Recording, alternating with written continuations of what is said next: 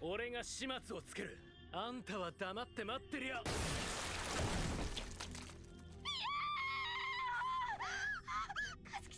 動くなっつってんのにバカじゃねえの。So first off, to start off today's video, I think we have to talk about that moment with purple hair Kizuchi. Like that freaking purple hair dude, the way that he got cut in half and the way that KYO just kind of looked at him like he just looked at him like trash. He's like, they told you not to move, bro. Like KYO goes and talks to this dude and ruffles his feathers and basically just angers him. And he gets so angry that he moves and the top half of his torso just falls off. It falls off. And the girls that were with him were just like, ah. Like, that has to be definitely like top 5 moments for sure of this year for things that have happened and occurred in anime. And I was like, it's such a moment, but I was hella laughing during that moment. And then he just goes and holds a normal conversation with this teal hair girl. And he talks to her like nothing as they're just surrounded by this corpse, Now, thankfully, as the episode went on, I guess thankfully or not thankfully, right? But, I guess the highlight or the good out of that moment is as the episode went on later on, he puts him in this test tube and basically he can fix him. So that's the positive thing, I guess you could say, is dude's not actually dead, even though I kind of want the Mr. Half Torso guy to actually be gone because he was a freaking asshole. So that was kind of like the main thing that I was like, yo, I have to, if I forget talking about this, I'm gonna slap myself silly, because that was like one of the funniest freaking ass moments of the episode. Now, I don't typically, or this season, I kind of have stayed away talking negatively about Shield Hero, and there was really, the thing that I'm about to say wasn't even like a super negative at all, but for the most part, I've been trying to stay away from talking about it negatively, and honestly, 99% of the time, it hasn't given me reason to talk about it negatively at all, and I really haven't understood the hate that the anime has gotten this season, because me personally, I have been perfectly enjoying this season. I have been absorbed in this season, and I have loved the Tortoise arc, and now them being in the other world with Lark, Therese, and Glass in them. I have loved this arc as well. So I haven't personally felt the dislike or been disjointed from the story as apparently so many others have. But I have a feeling that the other people on the internet are just crying more so than watching and enjoying. So here's what I didn't like about the episode specifically, and that is the animation. Now, I have talked about this once before during the Tortoise arc, where they decided, I think maybe the first or the second episode, they decided to use 3D animation for the Tortoise, and as the episodes kind of the first 6 episodes were about the Tortoise. As the episodes went on, they went back to 2D, but in that 3D moment, it was one of the ugliest uses of 3D rendering that I've ever seen.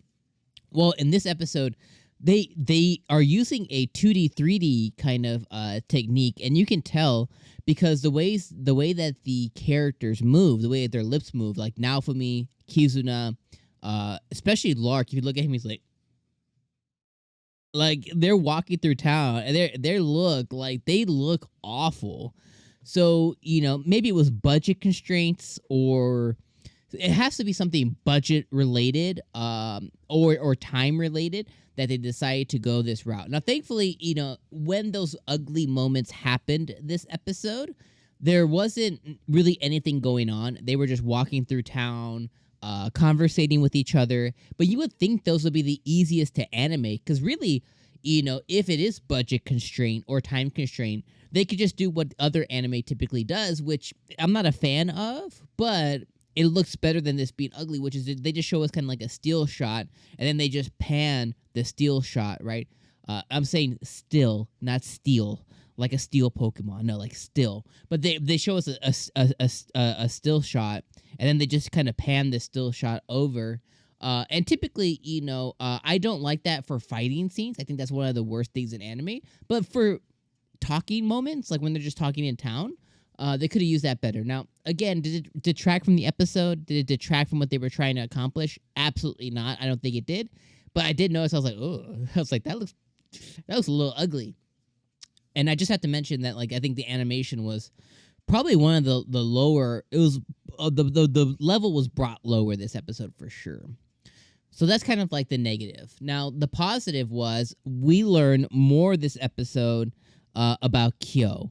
And one of the things that we learned is that he has been obsessed with the waves since he was a kid.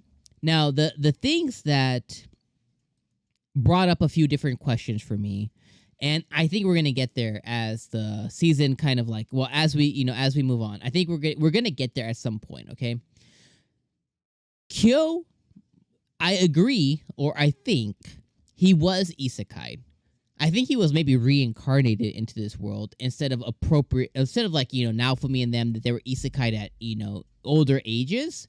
Even Kizuna herself, older age. It showed KYO playing with his childhood friend, the green hair girl, at a young age.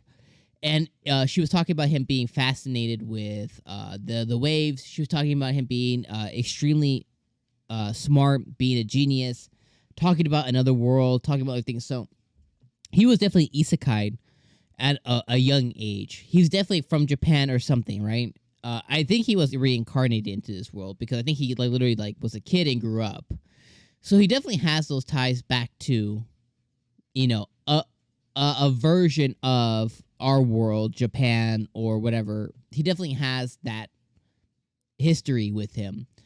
But the thing that we need to explore further is, what is his obsession with the waves? And this episode, he got the clock to fast forward essentially, and he made a wave occur. Now, the couple of questions I have from that is, what's the purpose of him, outside of being evil and diabolical? What's the purpose of him trying to make a wave happen? The second thing is, the childhood friend said that he was trying to stop the waves, on a permanent basis. If that's true, is this his way to do that? Outside, again, of being evil and diabolical, if he made a wave happen, is this wave also, and I have to assume yes, the answer there is yes, is this wave also occurring in the world that Naofumi comes from? Because typically the waves coincide with one another. So those are the kind of the questions I have initially.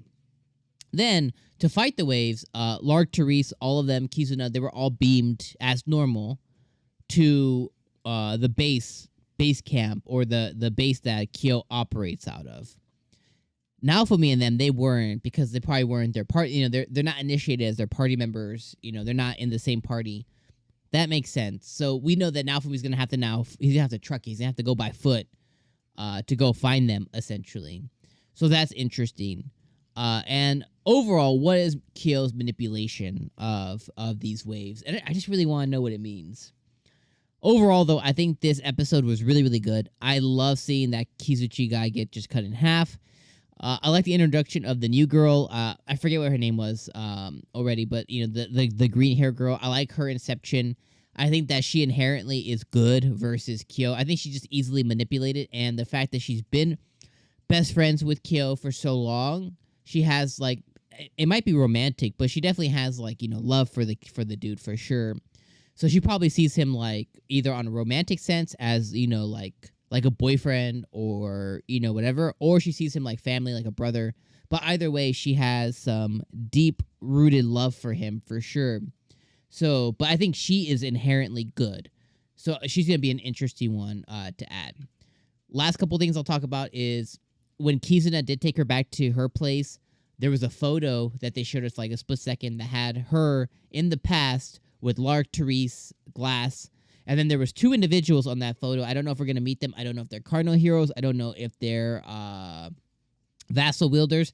But there was one girl who had horns and another girl who, she just looked like a background character. But there's a chance that we're going to meet two more heroes of some sort from this world too, because they were in the photo.